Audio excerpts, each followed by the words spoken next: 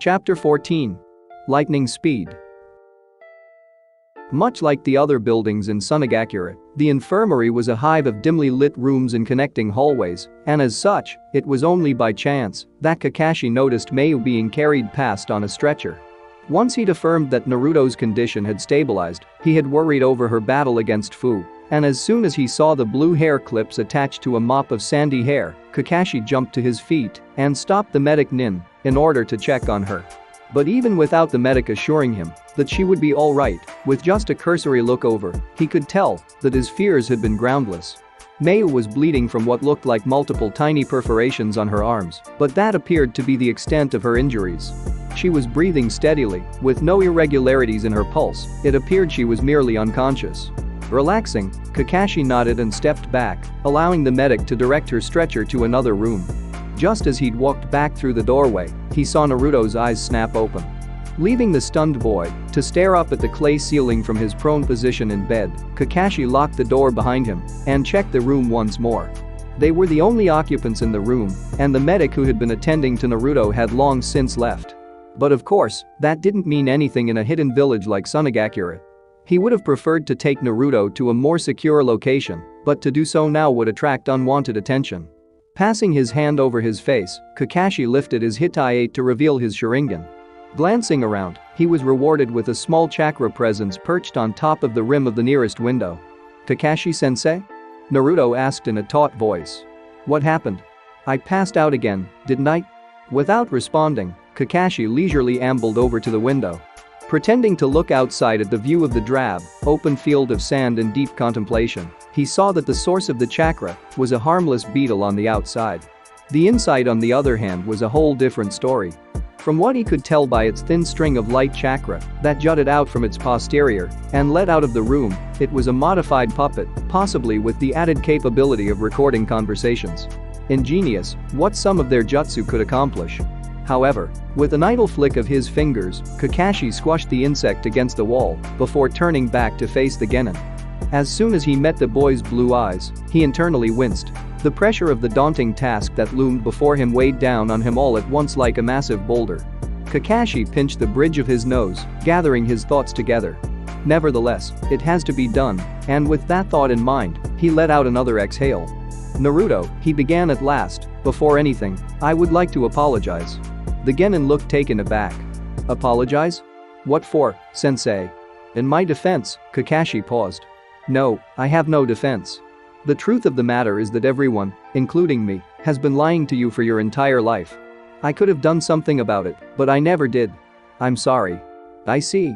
To Kakashi's surprise, Naruto's gaze sharpened. "And I suppose these lies have something to do with why I am passing out. Are you going to tell me what these lies are?" "Yes," he replied, and was gratified to see a look of surprise flash across the Genin's face. "I'm going to tell you everything that I know, consequences be damned." "While it isn't much, it's the very least you deserve." Kakashi trailed off as a sudden thought struck him. "I'm assuming that you want to hear the truth?"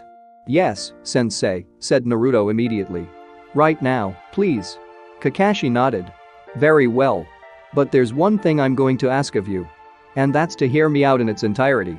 Some news will be shocking to you, but I want you to stay here on your bed.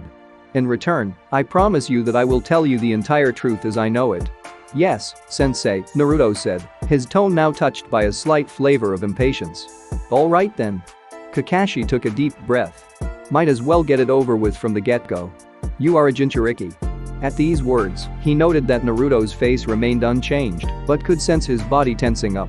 "That means that you are the host of a tailed beast. In your case, during its invasion of Konoha, the 9 tails, Kyuubi, was sealed within you when you were a newborn baby." "The Kyuubi wasn't destroyed?" Naruto asked, raising a fist to clear his throat. His face was otherwise curiously devoid of emotion. "I thought the 4th Hokage defeated it." "Tailed beasts aren't so simply defeated, Naruto," said Kakashi. "They're mammoth living forms of chakra. The best we can do is seal them away. And most villages take advantage of this by sealing them inside another living vessel, a human." "Was it a complete seal? Is that even possible? How come it's never gotten out?" Naruto frowned. "It has, hasn't it?" Kakashi nodded. "Correct. However, from what I know, there has been only one incident so far in which the Kyuubi managed to temporarily escape its seal. It happened when you were 6, or actually, the day before your 6th birthday. Some foreign ninjas somehow managed to get intel on you and infiltrated Konoha. In the incident, you lost control and managed to kill them all. But I don't remember. There are gaps in your memory, Naruto. Ever since that day, for 5 years now, there has been a seal on some of your memories. It was curious, and yet disheartening to observe the careful look of calm beginning to fall apart on the Genin's face, like cracks in a sheet of ice that had frozen over a raging river. Before he could be swept away in its current, Kakashi hurriedly pressed on.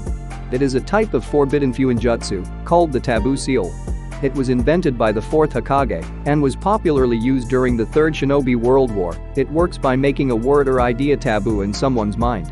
Anytime they begin thinking about it, the seal immediately sucks the memory away. People whose mental resilience is strong enough tend to unconsciously fight this and suffer tremendous headaches as a result. That's the reason why you've been falling unconscious. Your mind has been fighting with the seal, trying to hold on to your memories.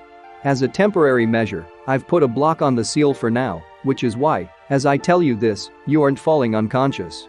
Naruto's hands fell by his side. A long, terse silence entangled itself around them.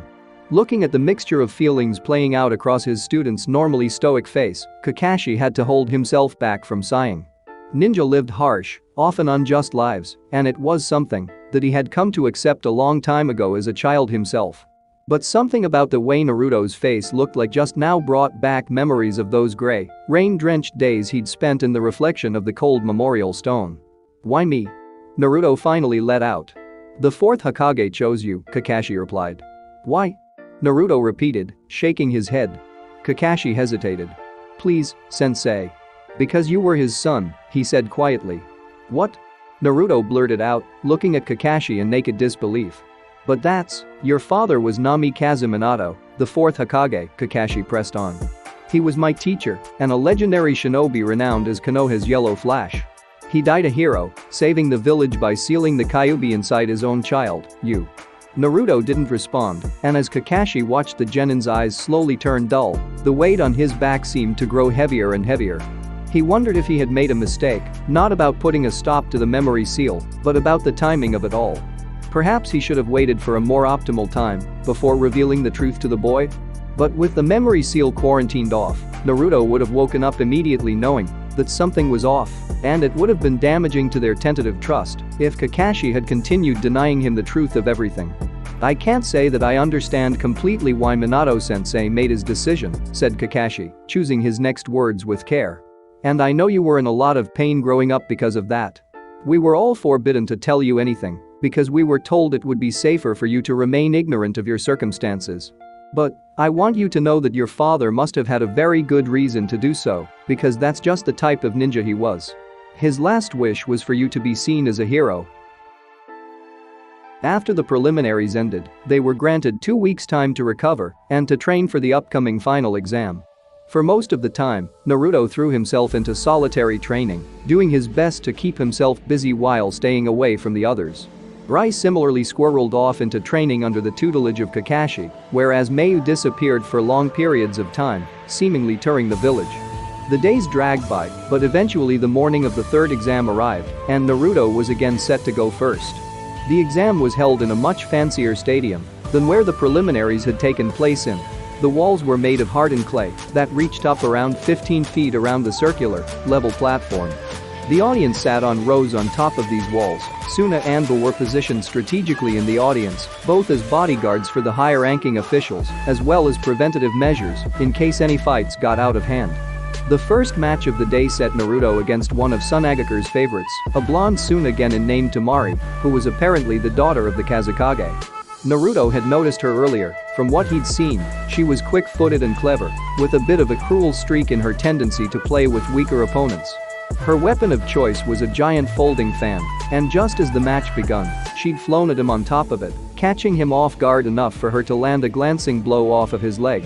But in the end, she was no match for him. As soon as Naruto recovered, quickly gathering that her weakness was close-range combat, he made short work of her with the help of several Kage Bunshin. When he walked out of the enclosed arena, the ensuing polite applause did little to conceal the sullen expressions of the watching Suna audience. The next match was between Rai and Neji, in which Rai held up surprisingly well despite the hype that had surrounded the Hyuga boy. Keeping up a steady stream of kunai, his teammate was able to surprise everyone in the stadium, Neji included, by channeling his chakra into some of the kunai and exploding them as they lay scattered around his opponent's feet.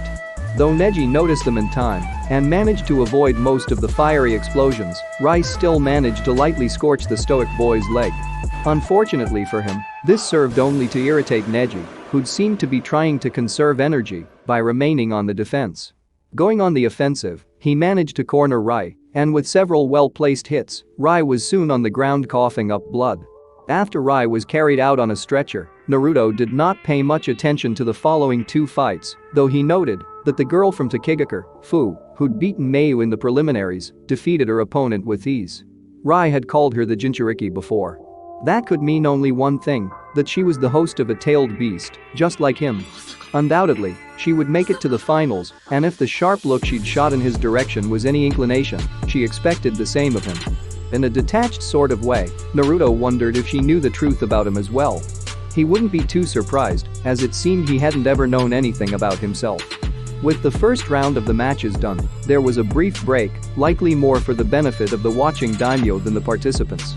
As Kakashi and Mayu had gone to check on Rai in the infirmary, Naruto sat alone drinking out of a water skin, not paying much attention to his surroundings.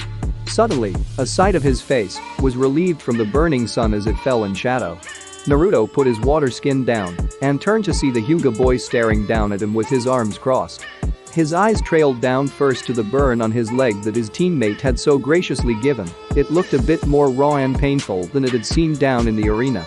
"We'll be fighting against each other in the next round," said Neji shortly, and Naruto looked back up. "It's supposed to be randomized," he pointed out. The matchups for the winners of the initial round, Neji, Fu, Asuna Genin who used puppets, and himself, were picked out from a public drawing. "Everyone knows it's a farce. They'll want to knock out at least one Genin from Konoha," Neji said flatly. Naruto felt a flicker of irritation. "What's your point? Before we fight, I wanted to tell you something. In this world, as I'm sure you've realized, there is the elite, and then there are the outcasts. We can change our physical appearance and improve our skills with training and study, but ultimately, we are judged by what we cannot change. What can't be changed must be endured.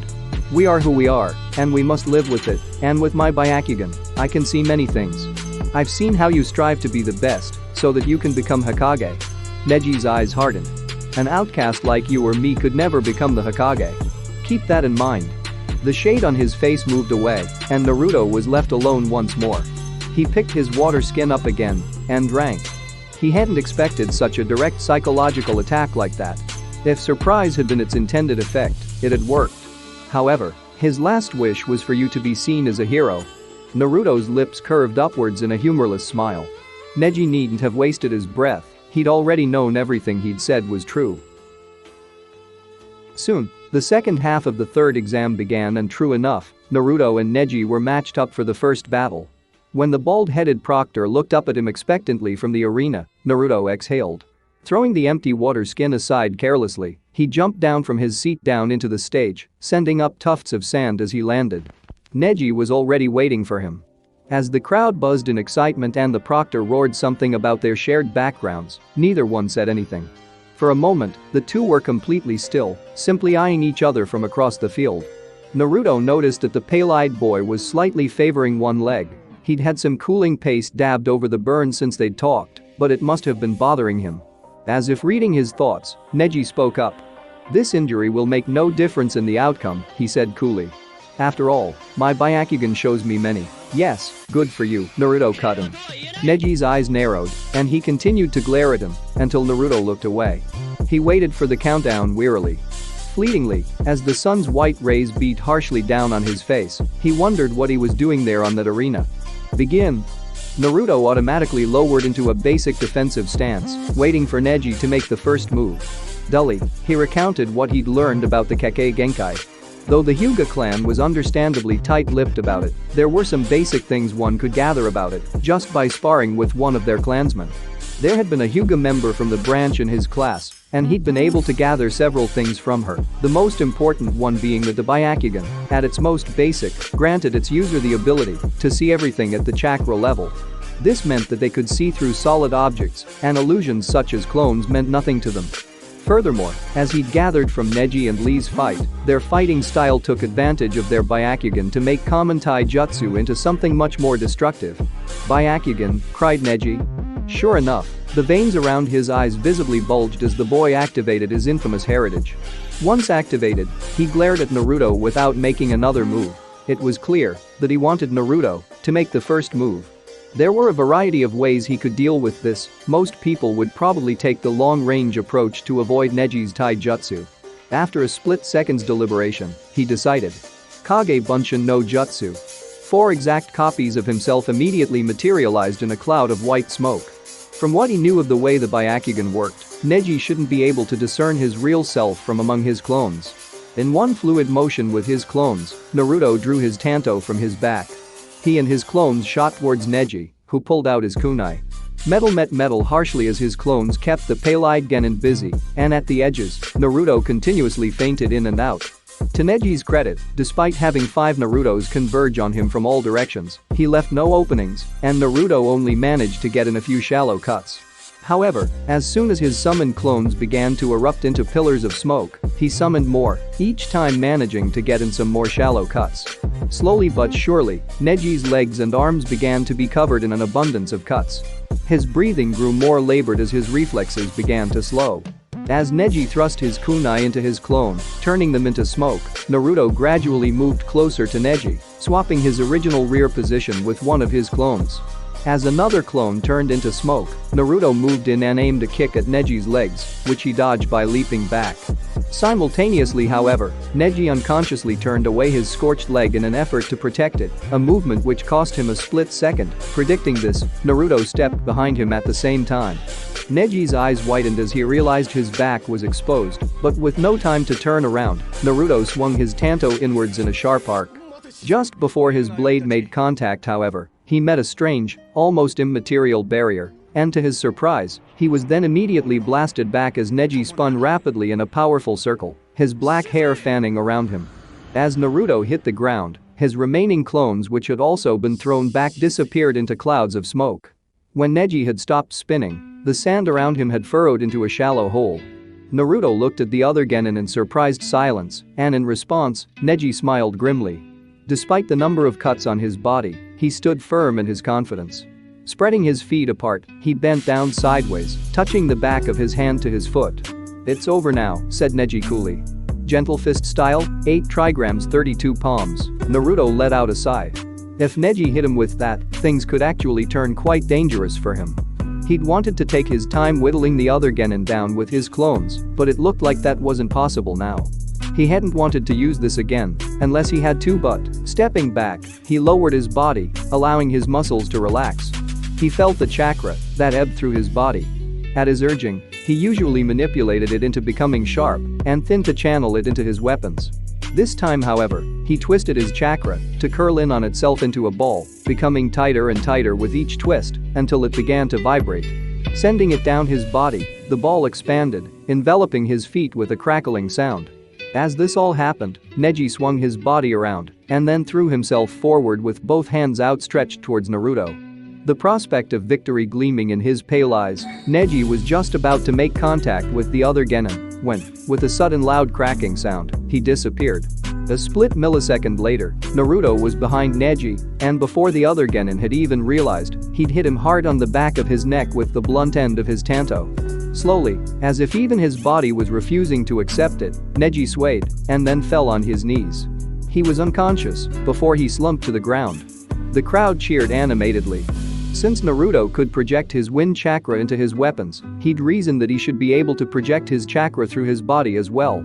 But instead of wind chakra, which was best for offensive attacks, he'd decided to work on his speed. In order to do that, he had focused on manipulating his chakra into a different element, lightning. The first obstacle had been getting down the feel for what lightning chakra felt like. It was very different in both shape and feel from his natural affinity, wind chakra. As soon as he'd gotten the hang of it, Naruto had begun focusing on running the current through his entire body, with the idea of electrically stimulating his nervous system, and then almost immediately, abandoned the idea.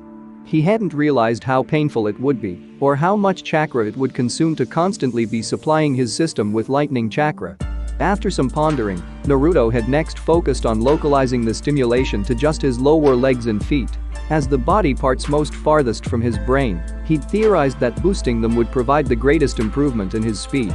And sure enough, though it did sting quite uncomfortably, hence why he avoided using it whenever possible, when his feet were stimulated with the lightning chakra, his enhanced kickoff greatly increased his initial speed and made it look, to the untrained eye, as if he had suddenly disappeared and then reappeared elsewhere. The sun was now high in the sky, and it pounded on Naruto's neck as he looked down at Neji's prone body. A feeling he wouldn't have recognized before bubbled up inside him. But now that his eyes had been opened, he knew it as contempt for the trapped bird in a cage that had yearned to be loved by the cage. "You're pathetic," he said coldly. Yet even as he spoke, he did not know who his words were for. Naruto turned around and walked out of the arena, leaving the roar of the crowd's approval behind him. End of Chapter 14. Chapter 15. The Promise to a Dream. Following Naruto's victory, the fight between Fu and the remaining Suna Genin, an older boy named Kankuro, was short and decisive. Dressed in white with a dark skin tone, she'd physically stood out starkly besides Kankuro, who was light-skinned and wore all black. And once the match begun, the difference in their skills was made clear as well. Though he handled his puppet with clear talent, it was no match for the destructive cloud of termite-like insects that emerged from the red tube on Fu's back. Seeing the insects rapidly swarm across the ground towards him, Kankuro barely managed to get out of their way. As he did so, realizing that the insects could climb across chakra threads, he was forced to detach himself from his puppet. In a matter of seconds, they completely covered and stripped away the puppet's exterior, leaving behind only a wooden carcass which then collapsed in on itself. Apparently having sated their appetite, the insects then returned to Fu's tube. However, with his weapon gone, and clearly shaken by the ordeal, Kankuro soon surrendered, and to the groans of his watching Suna countrymen, he sheepishly plodded off the arena.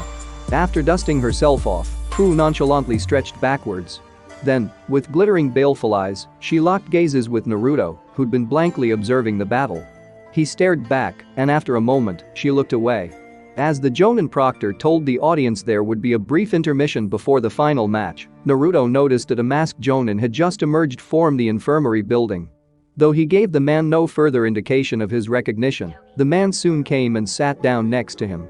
"Hey," Kakashi greeted him. When Naruto didn't say anything in response, he let out a small cough. "I'm sorry I missed your match against a Hyuga kid. I got caught up with medical paperwork. So, do you feel ready for the final match?" Naruto shrugged noncommittally. Rubbing the back of his neck, Kakashi sighed. "I won't push you, Naruto. Just know that you're not alone in this. I'm here, and your teammates are here to support you. At least in spirit. Spare me the sentimentality, sensei," Naruto finally said, getting up. "There's no need for this. I'm perfectly aware of my current situation." Kakashi looked taken aback. "And what situation is that?" Naruto spread his arms wide in a sweeping motion. "This exam is a farce. Whether I win it or not, it'll make little difference in the way everyone looks at me. Even Mayu and Rai would turn their backs on me if they knew, and you know it." Kakashi paused. "I haven't turned my back on you. You're different, sensei." Nonetheless, Naruto fell back in his seat. The tendril of unfamiliar anger that had flared up inside him just a moment ago had already faded away, leaving behind only a crushing weariness. "But nobody else will think that way. Nobody will ever acknowledge me. What's the point in trying? So you're saying your efforts were all to get people to acknowledge you? That doesn't sound like the Naruto I know." Naruto didn't respond. After several minutes of taut silence, Kakashi moved away. Looking out over the dusty, sand-filled arena and the rowdy crowd that filled the seats around them, Naruto cast his thoughts back to a time when he hadn't even been tall enough to open the window. It was back when Naruto still hadn't known what chakra was. His caretaker at the time always refused to open the window for him, saying that if he fell out and died, she would be blamed for it. So, in the summer when the nights were hottest and he found it difficult to breathe, Naruto would pile his wooden blocks on top of his tattered book of folktales and carefully clamber on top of the teetering stack. Balancing his weight, he pushed up against a firmly closed window, and more often than not, he would lose his balance and fall over, the stack crashing painfully on top of him. But sometimes, the window budged open just slightly enough for a thin cool breeze to enter the room, and he would be able to breathe again. On those days, his dreams were always pleasant. Sometimes, he'd even dreamed that his parents, though always faceless, were alive and lived with him. Who'd have thought that in reality, it had been his own father who had sealed away a monster inside of him and sealed his fate forever. Closing his eyes tightly, Naruto shook his head, trying to clear away the memory. He'd once watched the sunset from that very window, hoping beyond hope that he would one day be accepted. He'd sworn that he would own the hearts of Konoha and that he would become Hokage. He'd fantasized about how people would regard him with awe as he walked down the village streets, looking at him with trust and respect in their eyes. He hadn't realized then that he was a wolf in human skin, but they'd known all along. They must have been laughing as he studied and practiced for hours every night in a vain effort to become one of them. Laughing as they sealed his memories, watching him lose himself piece by piece until he was only an empty shell. He could tell that even Kakashi-sensei's concern stemmed from the pity one reserved for the most pathetic of creatures, the ones that tried to become what they were not. A bitter smile stretched itself across his face. The worst part of it all was that even knowing the truth, somewhere deep inside of him, he still craved their acceptance. As the final match of the Chunin exam, the victor will be decided only by killing or incapacitating his opponent, the proctor informed the watching audience. And in this battle, we have Uzumaki Naruto from Konohagakure and Fu from Takagakure. Waiting for the signal to start, Naruto took in his opponent. As she had done with the Tsuna Genin, her figure also made an odd contrast to his own, with his black tracksuit and his red hair and blue eyes. Noticing his gaze, Fu looked back at him and, crossing her arms, smiled darkly.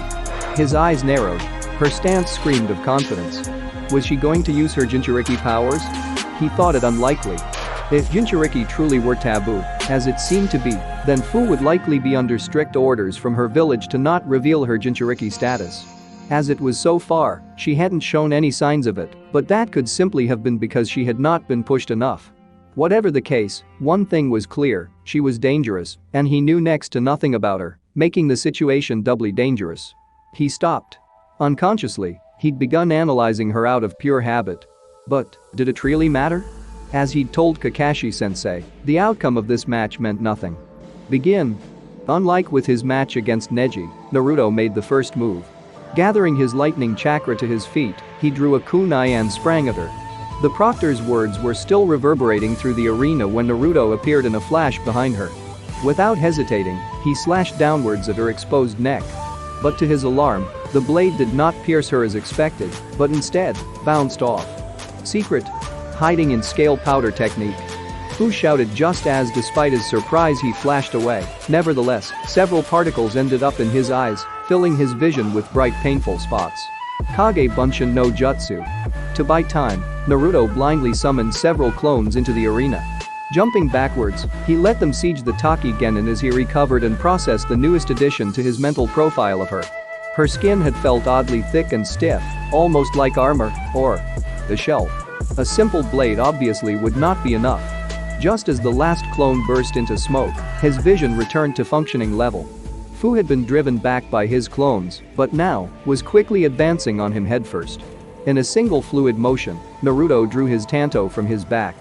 Furrowing his brow in concentration, he ran 2 fingers down its blade, running a current of wind chakra down its edge.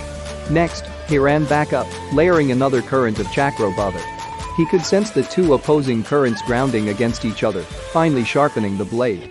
Eyeing his opponent, he stepped backwards, shaping and directing his chakra towards the heel of his foot as he ground it into the sand. Fu tensed and began to slow down. Naruto exploded towards her, holding the tanto with both hands. With no time for her to react, his blade struck her abdomen. Once again, he met the strange shell-like barrier on her skin, but this time, he felt something give way, and with a loud breaking sound, several cracks appeared on her skin. Grimacing in pain, Fu jumped back. A thin line of red blood was trickling down her front. In another flash, Naruto was behind her again with his tanto, slamming the blade ruthlessly, this time against her back. Even as it crushed through her shell, to his surprise, she reached out with a hand and grabbed the blade. Opening her mouth, she turned her head and silently screamed, unleashing a gale of scale powders at his face. Forced to abandon his tanto, Naruto flashed away to the opposite side of the arena where he was just out of her reach. He watched as, with a hiss of pain, Fu wrenched the blade out from where it was wedged in between the cracks of her arm and threw it on the ground. Then, putting her hands together to make a sign, the top of the red tube on her back flew open and a black cloud of clicking insects emerged. They were different from the termite insects she had used previously. These looked more like beetles, but with a row of several wicked-looking pincers. As one, they headed straight for him, their hard shells gleaming brilliantly. Wind release? Gale.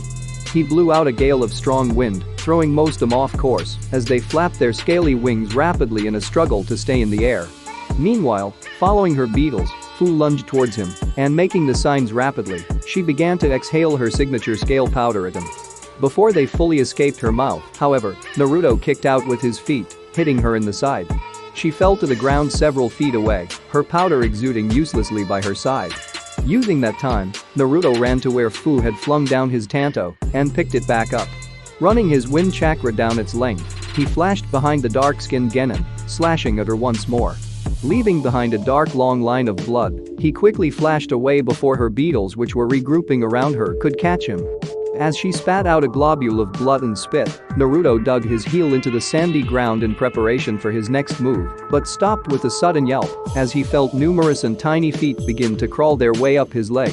Looking down in alarm, Naruto realized belatedly that several columns of Fu's termite had burrowed out from below ground. Without his noticing, they must have mixed with the swarm of beetles before disappearing underground.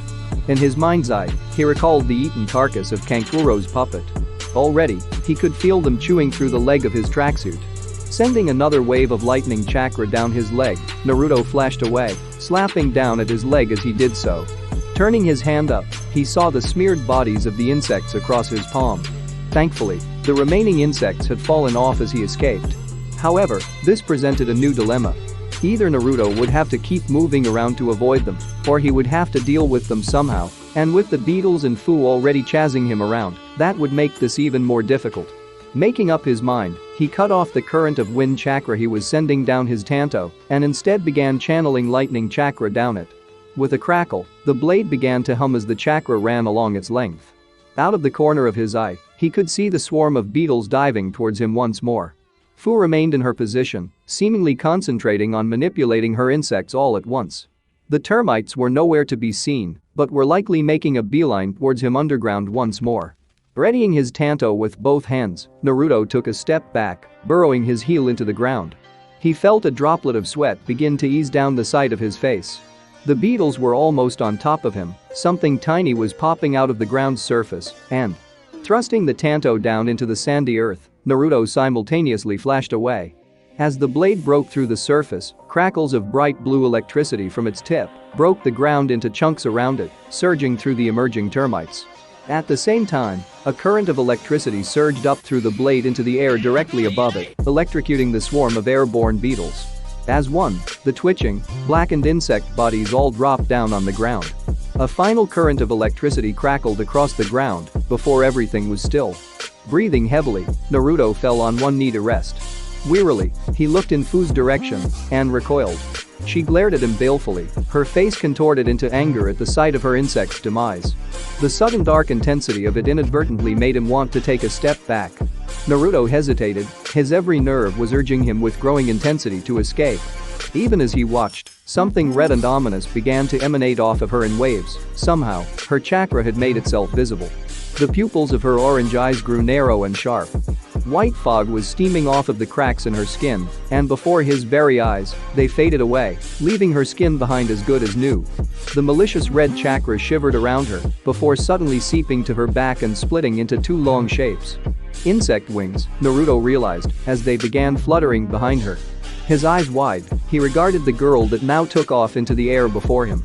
Even at a distance, he could tell that she was somehow much faster and stronger now. Was she using the power of the tailed beast? Naruto glanced at the stands filled with the watching audience, though most of them looked taken aback or confused. He noted that the Kazekage's face had not changed at all. Rather, the man looked attentively, almost eagerly, down at them, as if collecting information. Returning his attention to the match, Naruto blinked in shock. In that split second, Fu had flown across the entire length of the arena. Without his lightning chakra, he would have been done for already. As it was, he barely had enough time to lift up his arms to brace himself as she dove straight down at him. Her fingers had sharpened into what could only be called claws, and they dug painfully into the sides of his arms. The impact was so powerful, even as Naruto braced himself, he was blown off of his feet and sent tumbling across the sand. Before he could gain his bearings, he felt her claws settle around his legs, and suddenly, there was nothing below him as she lifted him clear off the ground. Wind release, gale. Rapidly making the signs, he arched up and blew out at the winged girl. Struggling not to be swept away by the strong wind, Fu was forced to release him. Landing on the ground, Naruto somersaulted back to his feet and immediately made the hand seals for his next move. Instantly, several clones materialized beside him, each panting along with him as they looked up at the flying, glittering figure above them. "You can't beat me," Fu called out from above. A cruel, eager smile played at the edges of her lips. "You may have noticed by now, but my teammates fear me for a reason." Lunging for his tanto, he turned just in time to raise it protectively before him. Reaching out with a claw, Fu grabbed the blade, heedless of it digging into her shell-like skin. For a second, the two struggled, each pushing against a tanto with all of their strength. With frustration, he saw as his clones tried to strike the Jinchuriki girl, however, her chakra insect wings lashed out through them, and in an instant, they were all gone.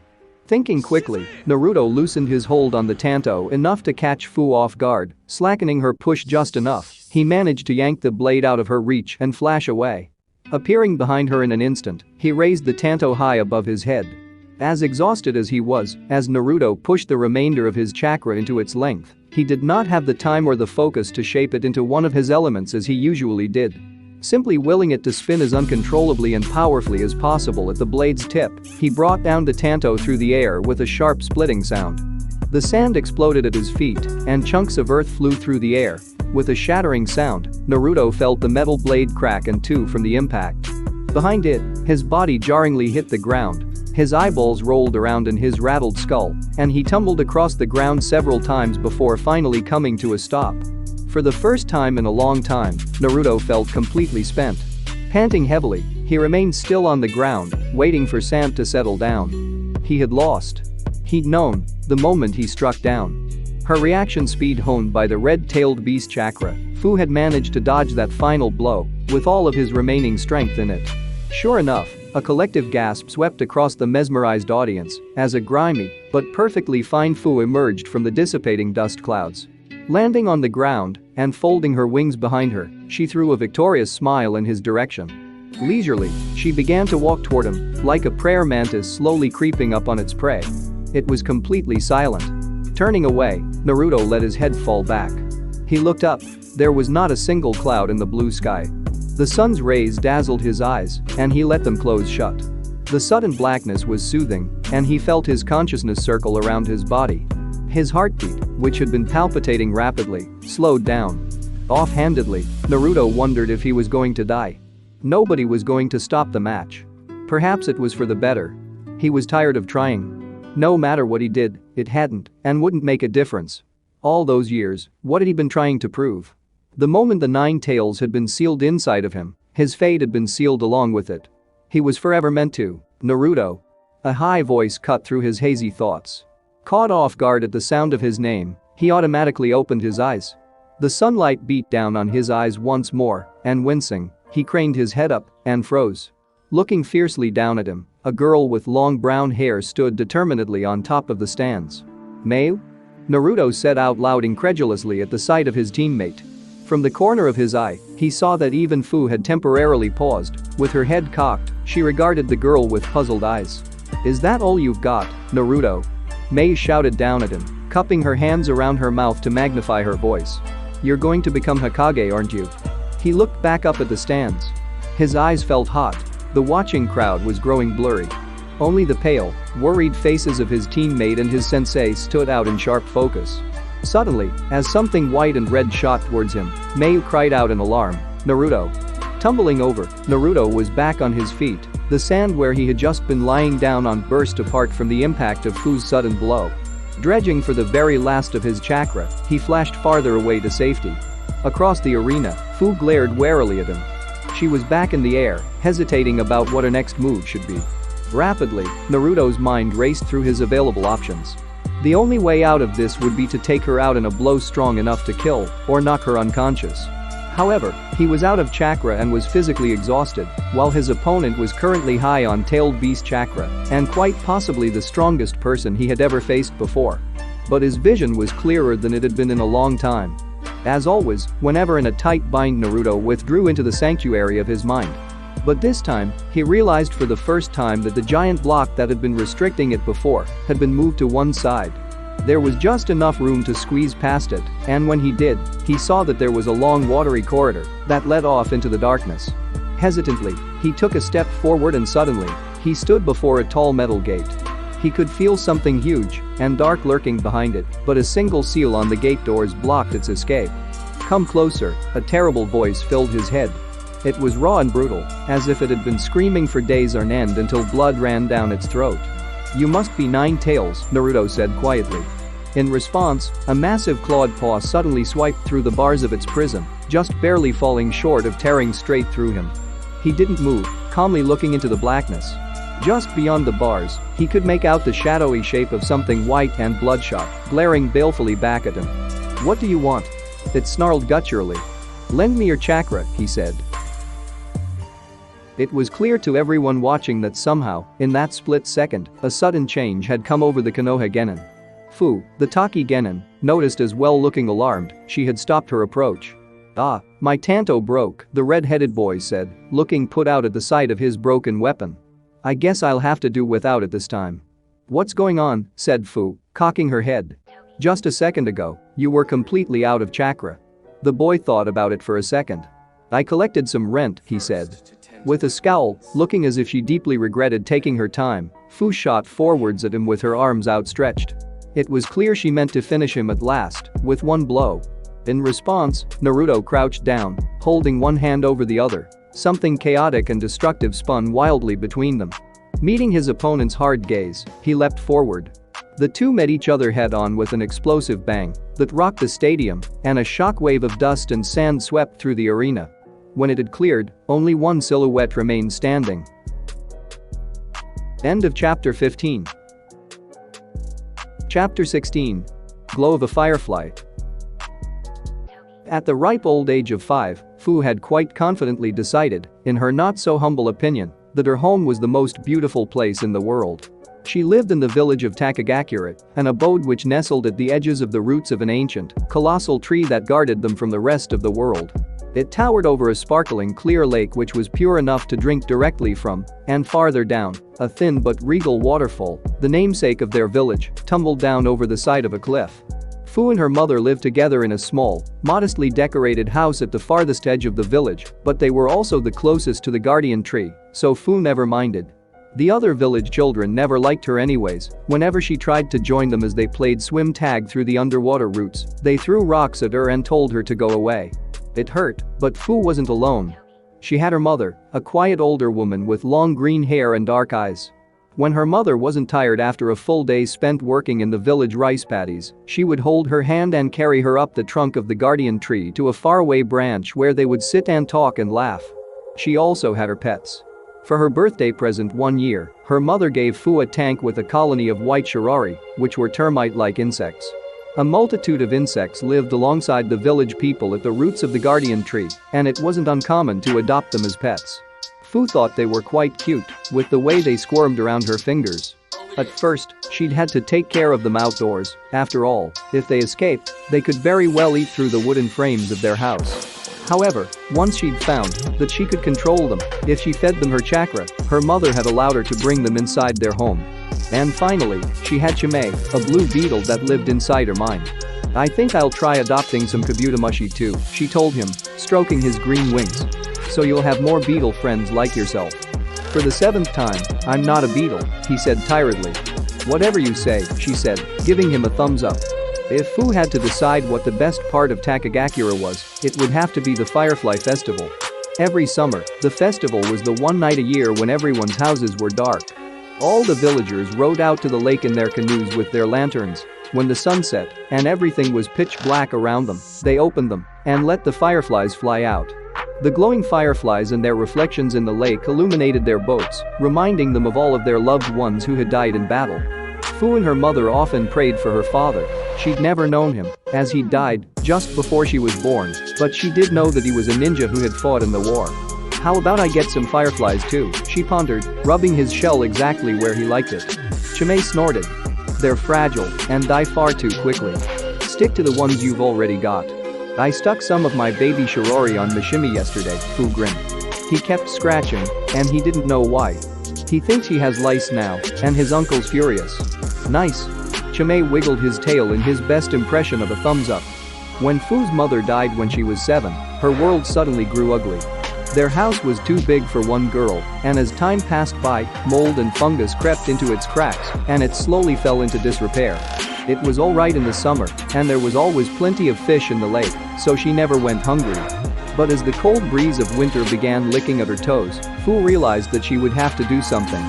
After being refused by every repairman in the village, she tried to clear away the weeds and board up the holes herself, but it was beyond her. Nevertheless, she kept at it every day, licking her bruises where she'd hammered her own fingers instead of the wood as Chimay performed cheering routines in her head.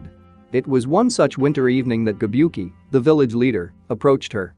He was a stern-faced man with dark hair. Fu knew that they were distantly related through her father, but he had never come near their house before, so the only times she had seen him were during the Firefly Festival. Unlike the rest of the village people, Kabuki wasn't cruel, but he was still a practical man who told her in matter-of-fact tones that Chimay was actually a monster that had been sealed inside her, and that she was expected to learn ninjutsu and use his powers to kill the village's enemies. I don't want to kill people, said Fu, after thinking it over. Kabuki paused and looked at her oddly as he stroked his beard. Well, that's what you were born for. A lot of good ninjas sacrificed their lives capturing Chimay, so it could be sealed in you. Not my fault, Chimay interjected in her head, making a rude gesture at Kabuki. Fu cocked her head to the side. Why me? Your mother offered you, Kabuki said flatly. Which I always found odd, considering your father was one of the ninja killed by Chimay. No, the world had never been as beautiful as she'd thought. And so, over the years, Fu trained under a variety of teachers who made little effort to contain their hatred for her. Grudgingly, they acknowledged that she was clever and a quick learner, but most abandoned their post after several months, unable to stand being in such constant contact with the village monster. Nevertheless, she mastered all the basic Genin level ninjutsu by the time she was 11. Then, working with Chimay, she began working to gain greater control over the Seven Tails power until she could even begin to change form and adopt some of his capabilities. The first time she managed to project 2 scaly wings like Chimay's, heedless of the fact that it was nighttime and that she was exhausted, she flew up the guardian tree. Even with the temperature dropping rapidly, she flew higher up than she'd ever gone before until she finally its very peak. The view took her breath away. With white eyes, Fu slowly took in the open canvas of the black sky, which reached endlessly out in every direction, ending only where it touched the expanse of dark forest that surrounded them. She'd never been able to see the sky properly before because the treetops blocked so much of it. Raising a hand up, Fu marveled at how many of them there were. She hadn't realized that there were a million stars that hung like fireflies, lighting up a faraway world that was out of her reach. One day, when Kabuki had gone away on a secret mission, the village deputy who'd been left in charge summoned Fu. He was a thin, dark-skinned man named Keiko with narrow, guarded eyes. Unlike Kabuki, he'd never hidden the fact that he despised the Taki Jinchuriki. He told her there would be a Chunin exam in Sunagakur in a week, and that she was to go there with one of the Taki team cells. Upon meeting her new teammates, Mishimi and Suzuru, Fu scowled. Mishimi, as she quickly recalled, had been one of her old tormentors. He was Heike's nephew, and he eyed her with intense loathing as soon as he'd laid eyes on her. As soon as she'd finished carefully inserting the last of her shirori and kabuto mushi into a padded wooden tube which she then strapped to her back, Fu was whisked off to Sunagakuret. As expected, the Chunin exams were a breeze. For the first exam, in which they had to break apart the opposing team's boulder, all she had to do was send over her cute little shirori at the opposing team to distract them, while simultaneously crawling into any cracks in the rock. With a stern order to her shirori to not eat the genin, their rock soon fell apart and they passed. The next exam, Mishimi and Suzuru immediately abandoned her and ran off with their team plate, which was fine with her. The idiots of course got their team plate stolen by another team. She hunted and took back the team plate, and then with vindictive pleasure, frolicked around her tied-up teammates as they glared at her sullenly. She then burrowed inside a dead-end tunnel near the surface to take a nap, but accidentally mistimed it. Nevertheless, Jamae frantically shook her awake just in time to meet the exam's deadline. Despite that tiny mishap, the remainder of the exam was also going swimmingly when something went wrong. Her preliminary went by in a flash. Afterwards, she couldn't even remember the names of her opponents. The Genin had gone down with little effort, but the other Genin from Konoha had proved a little bit more tricky. She'd used a long-range medium for her genjutsu, with irritating squawking blue birds that Fu had had to take great pains to avoid. But in the end, of course, it hadn't been a problem. After 2 weeks of loitering around, while making sure her Shirori and Kabutomushi were breeding properly, her following match came, and it wasn't much of a challenge for her either. Her opponent was a Suna Genin who seemed to have an extraordinary amount of pride in his puppet. Her Shirori had just bred recently, and she'd been making sure to keep them extra hungry. Fu took great pleasure in seeing his horrified expression after having them eat up his puppet in a few seconds. In the final match, as it should have been, Fu faced off against the other most powerful Genin in the exam. He was a red-headed boy from Konoha, with a tanto that must have been at least half his short height strapped across his back. But despite his disarmingly young appearance, the Genin, Naruto, had been making waves in the Chunin exams as an especially dangerous opponent to watch out for. The battle had been going more or less in the direction she expected when the boy suddenly slammed his tanto into the ground and electrocuted all of her insects. "No!" she screamed, her vision flashing red as she watched them blacken and shrivel up. In her mind's eye, she recalled with a flash her mother's eager face as she watched Fu unwrap her birthday present. "Jamae, you sure?" he asked uncertainly, tail whipping around fretfully. "I thought we'd agreed not to attract too much attention." But at her insistence, he reluctantly agreed, and she transformed into her initial Jinchuriki form before proceeding to pummel the brat into the ground where he belonged. Fu probably should have ended it there then, but she'd always had a rather nasty habit of playing with her fish before skewering them.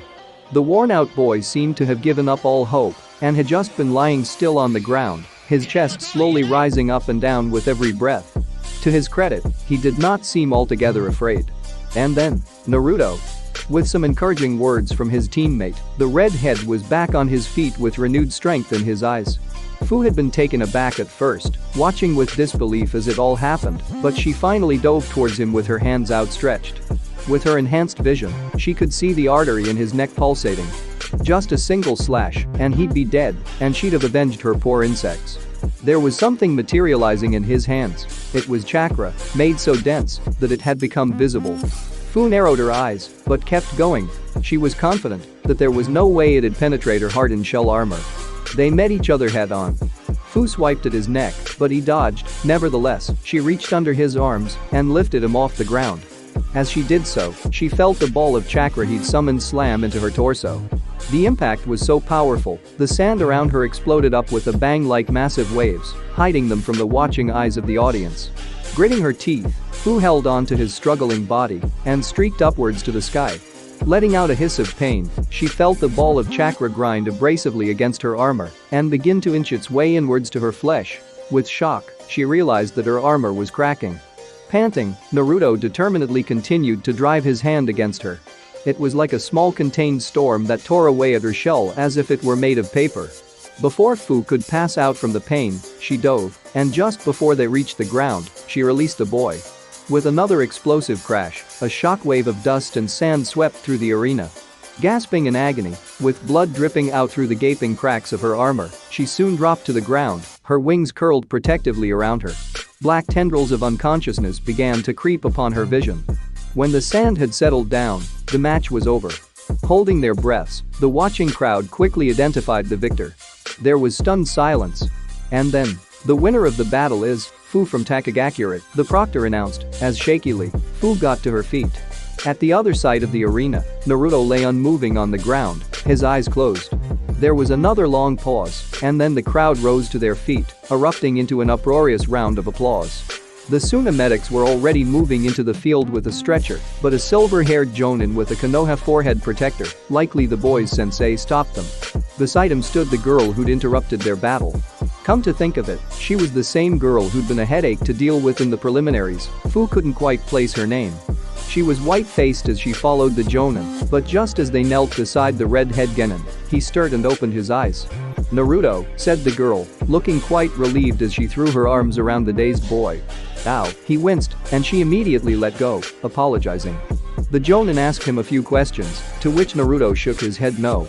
Waving away the stretcher, the Jonin and the girl helped him get up. Silently, Fu watched as they hobbled out of the arena together. "What's wrong?" Chimay asked, sensing something was off. "Nothing," she said, feeling a lump in her throat. "Chimay, you saw what happened with his sudden chakra surge. Do you think that kid is a Jinchuriki like me?" "Everyone knows Konoha got their hands on Pork Arama," Chimay said contemplatively.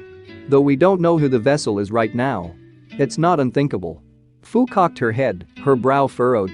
"But his teammates don't hate him. Maybe he has a better personality than you," Chimay offered. With the help of several brave but wary Tsunamitic nin, Fu was soon patched up. Wincing as they healed her with the soothing blue glow of medical ninjutsu, she noticed Suzuru skulking around the bleachers. Oddly enough, however, Mishimi had disappeared. Even after scanning the entire stadium, she couldn't find him.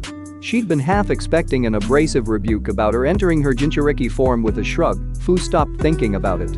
After an hour, the Chunin certification ceremony was held. All of the Genin, having been more or less restored to a conscious state, stood in line before the Kazekage, who gave another boring speech about the honor that the title of Chunin held and the duty they owed their villages. And then, the names of the passing Genin were called. "Fu from Tokigaku," said the Kazekage, glaring out at her from under his green-pointed Kage hat. Hopping up, she collected her Chunin certificate of achievement to polite applause. Rolling it up immediately, she stuffed it in her strap. "Uzumaki Naruto from Konohagakure."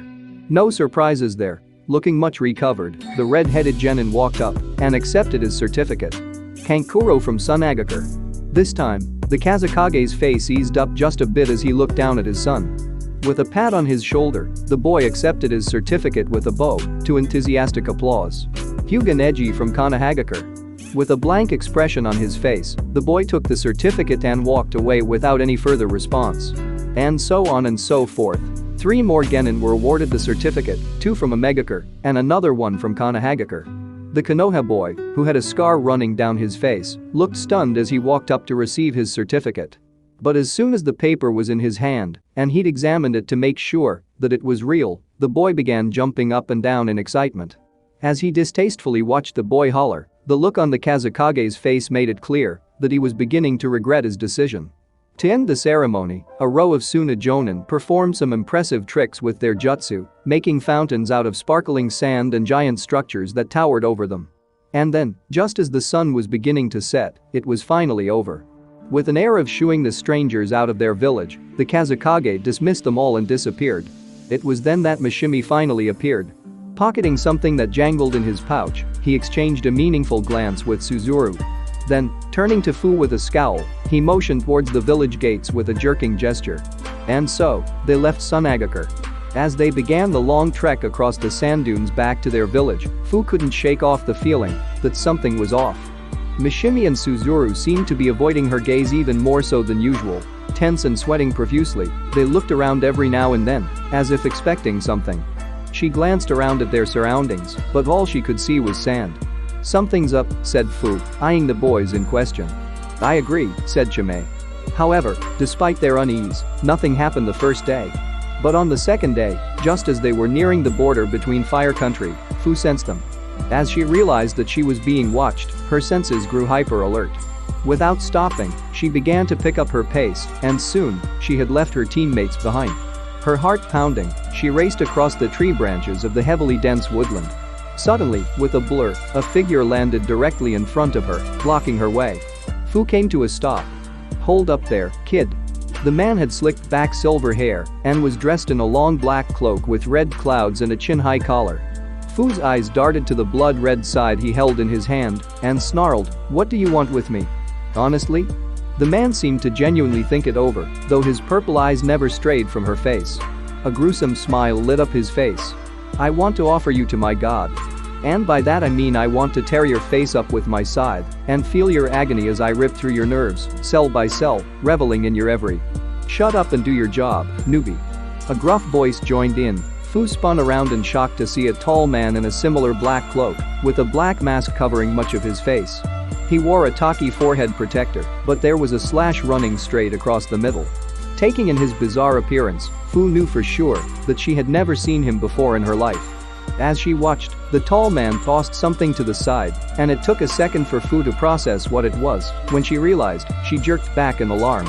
Mishimi and Suzuru's decapitated heads, still dripping blood at the base of their necks, stared back at her with shocked, glassy eyes. "Not that I care," said the purple-eyed man, "but I thought we made a deal with them." "They had only half the money they promised," growled the tall man. He turned his pupil-less green eyes towards Fu, who took a step back. "Let's show them what we can do, Chimay," she said, ignoring the trembling in her legs. After a long hard day of traveling, they had finally left behind the deserts of Wind Country and were at the edges of Fire Country. However, with still a half-day's journey left from Konoha, they had set up camp for the night. After a satisfying dinner with some prairie chickens they caught and then roasted over the campfire, Rai and Mayu finally collapsed in exhaustion. Sporadically mumbling words like "I passed" and "I'm a chunin." In his sleep, Rai snored away on the grassy ground. Next to him, Mayu dozed in her sleeping bag with a peaceful look on her face. And occasionally stoking the campfire with a stick, Kakashi read a book by the fire's light.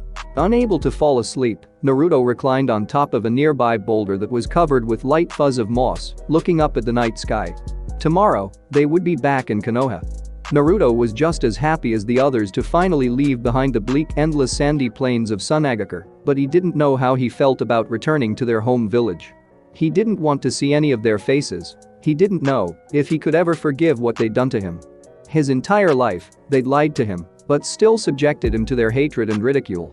They'd never even given him a chance to figure things out for himself, controlling him by tying him down with the taboo seal, as if he were nothing but a senseless, rabid beast. If Konoha could do that to an ignorant, innocent child, what did the village ideals he'd always believed in even signify? The will of fire was taught to every child, whether civilian or shinobi born, as a symbol of peace and compassion, but it had never seemed to extend towards him. Naruto supposed most of them had never even thought of him as one of them. His hands curled into fists by his side. That was fine with him. He no longer cared about them either. Or at least, he'd try not to. However, he gazed down at the sleeping figures of his teammates. The look on Mayu's face as she looked down upon him in the arena had been completely different from anything he'd seen before. There had been no fear, no disgust. There had been only trust and an unwavering belief in him. And then in a bolt of realization, Kakashi-sensei's words had flashed through his mind. "So you're saying your efforts were all to get people to acknowledge you? That doesn't sound like the Naruto I know." Naruto hadn't responded then, but at that moment, his answer had been suddenly clear in his mind. He hadn't been striving all those years to hear praise from faceless villagers who spat at him. He'd been doing his best to stand out for that one day when someone, anyone, noticed him. Not as Naruto the village pariah or Naruto the Jinchuriki, but as Naruto the Konoha ninja. He had wanted the strength to protect them. But in chasing after that dream, he'd gotten so caught up in its mechanics that he hadn't even realized that he was already surrounded by people who saw him for himself. Naruto turned to look at the sleeping forms of his teammates. They didn't know, of course, that he had the nine tails trapped inside of him. Kakashi-sensei had told him that they would be going directly to the Hokage as soon as they returned to Konoha, but that until then, nobody else was to find out. How would they react? Rai's words, from back when they were in the deep underground caves of Suna, swam hauntingly around in his head. "I guess you already know that you were born on the day of the Nine Tails attack. My parents were killed on that day." Naruto's heart sank. Surely they would realize that Naruto wasn't the Nine Tails itself? That he was just an unwilling vessel for the beast that had killed their loved ones? Struggling to contain the raging thoughts in his head, Naruto sighed. Letting his head fall back against a moss-covered rock, he looked up at the star-filled sky. Raising a hand, he stared at the outline of his hand. Several hundreds of feet away, tucked in the shadows of the surrounding forest, a solitary figure in a long black cloak with red cloud motifs silently observed the campsite. His face was obscured by an orange mask that spiraled inwards, opening up into an eye hole on his right. Ignoring the two sleeping genin completely, his red gaze lingered on the jonin for a second before resting on the red-headed genin who lay awake. The figure stood completely still, watching. He watched as the genin eventually drifted into a fitful sleep. He watched the jonin sleep, periodically waking up to stoke the campfire. For hours, he watched and watched. Then, there was a hiss, and then a distorted flickering in his consciousness. "We've got the Jinchuriki," a voice spoke in his head telepathically. "We're beginning the extraction process now." Finally, he roused himself. With one last look at the sleeping ninja, he turned to leave, stepping on a leaf as he did so. At the faint sound, the silver-haired Jonin's eyes immediately snapped open, and getting up with a start, the man peered with narrowed eyes at where the figure had been silently watching. But there was nobody there. He was gone now, but he would keep watching. He was always watching. After several days of nothingness, Fu suddenly realized that she had been given bodily form once more. She was floating in a pitch-black world. There was nothing around her, above her, or below her. But somehow, she was there. She felt weak and tired, and even though she had just awakened, she wanted nothing more than to go back to sleep. With a jolt, she realized that it was eerily quiet where she was. She couldn't remember the last time it had been so quiet. Where was Jime? Jime? Fu called out softly, taking a step forward. Despite there being nothing there, her foot held in the blackness, so she took another step forward. Jime? She kept calling out his name, but he never answered. After some time, Fu finally realized that he wasn't there. She was the only person there. For the first time in her life, she was truly alone. "You know, I really wanted those fireflies," she whispered into the darkness. But of course, nobody responded. Fu closed her eyes, and everything faded away. End of chapter 16.